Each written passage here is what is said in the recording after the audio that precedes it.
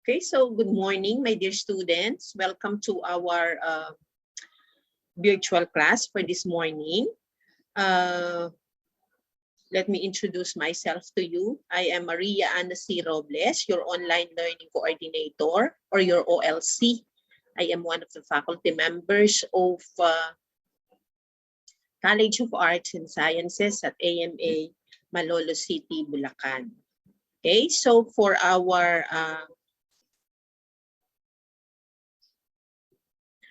our course code, we have here ENG, UGRD ENG 101 for section 1, 21133, and this is communication skills 1.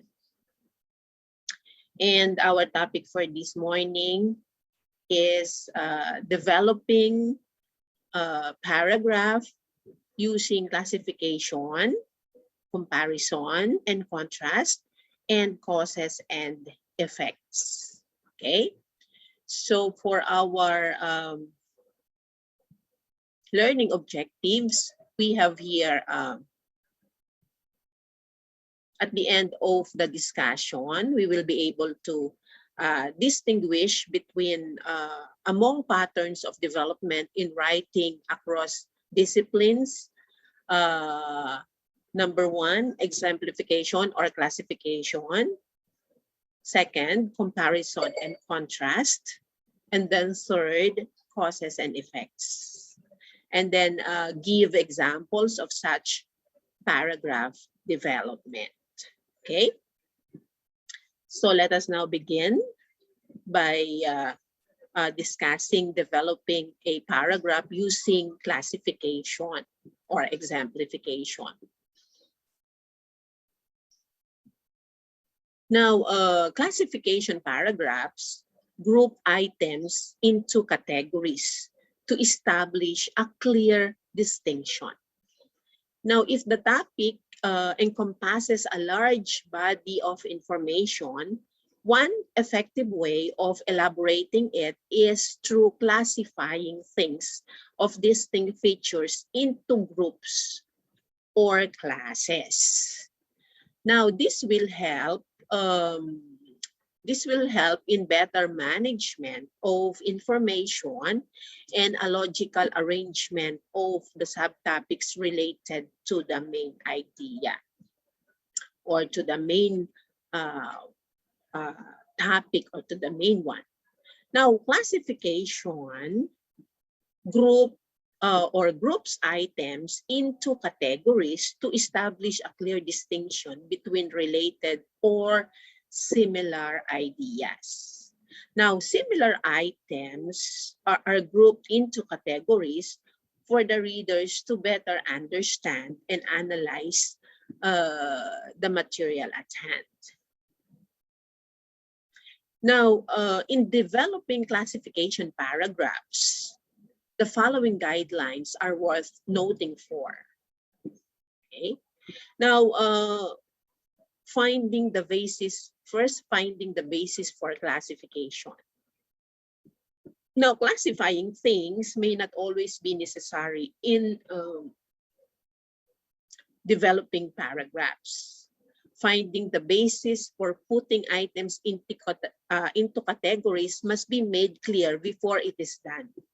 So the divided items must contribute to the overall idea of the paragraph.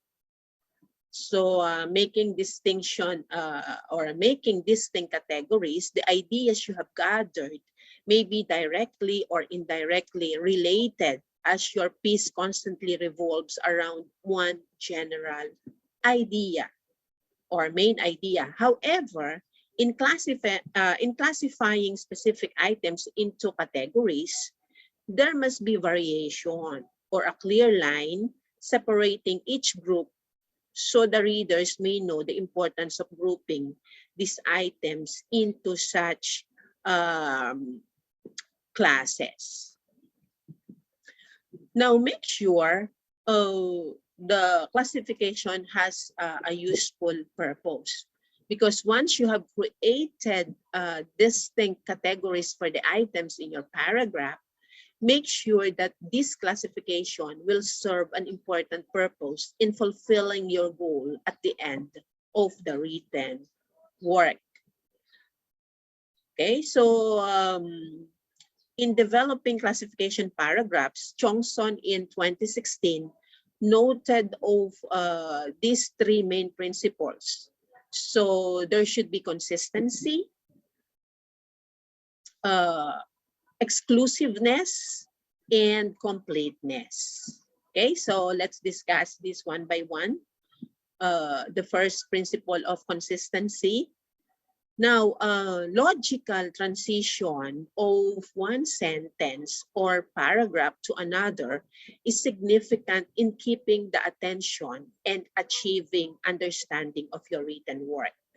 Now, writing classification paragraphs must possess consistency, wherein there are parallel similarities among divisions made in the paragraph.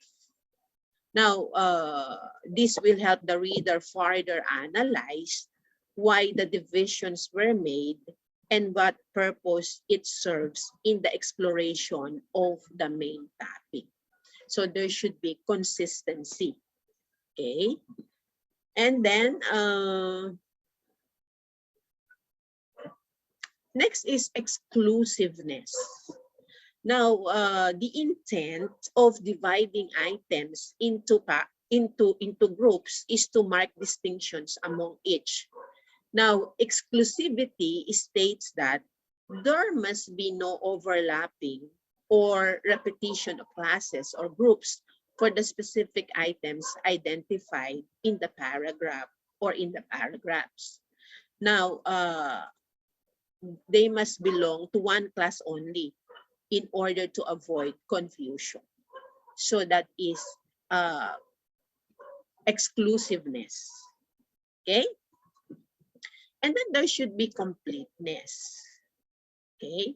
Now, there are definitely times when one must omit irrelevant details, but classification paragraphs require the writer to include intricately related or connected classes or groups to the paragraph, if only to complete the image of the main idea.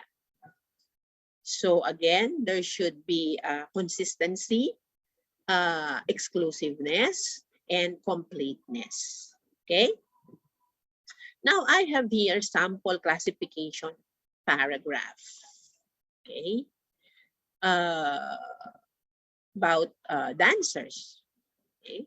Now there are two types of dancers one might see in a stage or in a club.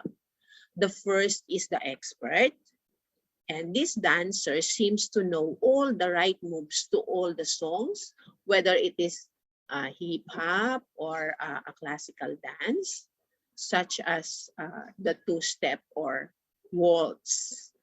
Now the other is the mimic, and this person is always a little offbeat. So she studies the other dancers and tries to keep up with the moves. So both dancers are fun to watch, although I prefer, or the writer prefer, the mimic. Okay. So in this paragraph, the dancers are classified into two. Okay. The first one is the expert, and the other one is the mimic. Okay. Now, so let's move on to the comparison and contrast. So developing a paragraph using comparison and contrast. Now, comparison and contrast from what it is called elaborates on the similarities and differences between two ideas. Okay, so when we compare, we elaborate on the similarities of two ideas, or of two things, or of two persons. So when we say contrast, we are talking of the differences. Okay, so comparison and contrast. Now, this is often done in an attempt to weigh decisions between two ideas or subjects. So it aims at having the reader support a particular argument or stand presented. Now, according to Johnson in 2016, this may also be used for plain entertainment of the reader, to let them discover the unlikely similarities between two completely different things, or to identify the striking differences between two related or almost similar subjects. So compare and contrast.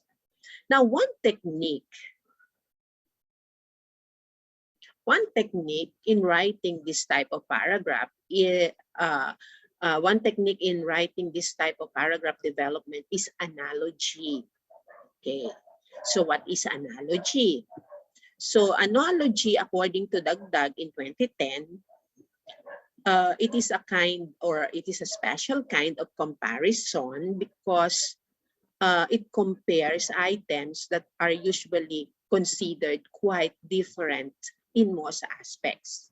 So while comparison and contrast paragraphs dwell on slightly connected topics, analogy compares two subjects that are normally considered unrelated. Okay. Now, in other words, when you say analogy, it is paragraph development using both comparison and contrast. Okay. And another technique in writing comparison and contrast paragraph is the use of figurative language. Now, simile and metaphor are two figurative languages used in comparing. Okay, so let's have first simile. Now, simile is defined as a figure of speech involving the comparison of one thing with another thing of a different kind, and used to make a description more emphatic or vivid. So in simile, we use the signal words like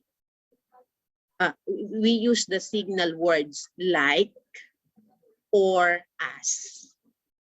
Okay, so for example, your smile is as bright as the sun. Okay, so in here, her smile is compared to a bright sun using as. Okay, so another example, he was just like his father. So he was being compared to his father using like. And another example, her beauty is like a fairy. Okay. So her beauty is compared to the beauty of a fairy using like. So that is simile. So again, simile is comparing two things or two persons using like or as.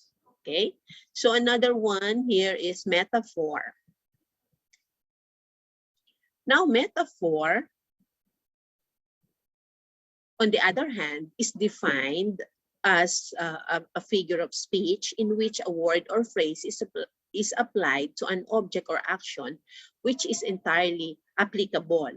While simile gives straightforward comparison between two objects, metaphor does it indirectly. So this is the exact opposite of simile, because in metaphor, we are not going to use like or as. So this is an implied comparison.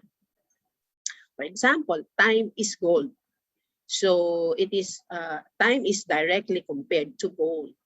Okay, so that is metaphor. Okay, so again, you can make use of figures of speech in comparison and contrast. Okay, so I have here a sample paragraph using comparison and contrast. So camping in the woods versus a day at the beach. So when one is deciding whether to go to the beach or the woods, the type of activities that each location offers are an important point to consider. So at the beach, one can enjoy the water by swimming, surfing, or even building a sandcastle with a boat that will fill with water. When one is in the woods, one may be able to go fishing or swimming in a nearby lake, or one may not be near to water at all. So in here, there is a comparison when you go to the camping in the woods or a day at the beach. Okay, so comparison and contrast on the activities that you will do when you go on camping in the woods or going on the beach. Okay, or you can also make use of comparison and contrast between man and woman. Okay, what are the similarities of man and woman? What are the differences, or the comparison of or the combination of both, which is called analogy. Or you can also make a comparison and contrast between SM Schumart and Robinson's Galleria. Okay, so comparison and contrast. Okay, and then we have here, so that is developing a paragraph using comparison and contrast. So let's have the next one, causes and effect. Okay, cause and effect paragraphs are written for the following purposes. First, to discuss why a certain phenomena occurs. Second, to discuss the results of a phenomenon, an event, feeling, or action. Then to understand a situation, to solve a problem. Another purpose is to predict an outcome, to entertain, and to persuade or convince. So these are the purposes of writing causes and effects paragraphs. Now, this type of paragraph development,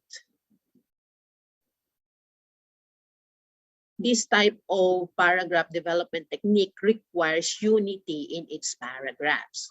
So to achieve this characteristic, the writer is urged to identify which side to focus on, the cause or the effect.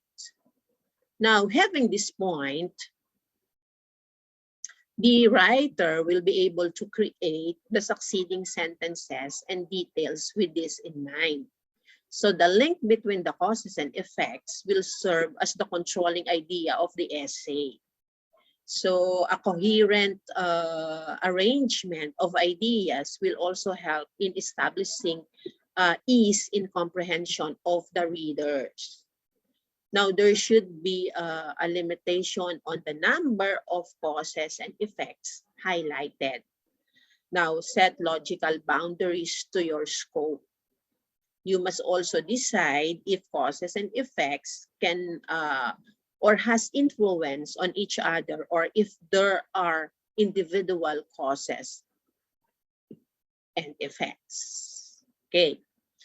Now, I have here, so in other words, for every cause, there is a corresponding effect and vice versa. Okay. I have here example of causes and effects of global warming. Okay. This global warming essay. So, and it goes like this. So global warming is increasing every year because of the continuous emission of greenhouse gases. They trap heat from various sources like the sun, electricity, burning fossil fuels, and stop them from escaping back into the atmosphere. Now, the collection of the greenhouse gases leads to the increase or rise in the temperature on Earth. So the increasing weather on the planet has caused many problems on Earth. So this could be an example of causes and effects paragraph of global warming. You can also have causes and effects of cigarette smoking, causes and effects of COVID-19, causes and effects of COVID-19, the global pandemic, or you can also have causes and effect of love. Okay, what are the causes and what are the effects of loving? Okay, so there are so many topics that you can develop using causes and effects. Okay, so these are the things to remember in developing a paragraph using classification, using comparison and contrast, and using or paragraph development using causes and effects. Okay, so that concludes our discussion for this morning. Thank you for attending our virtual class. Keep safe, everyone, and God bless us all. Thank you.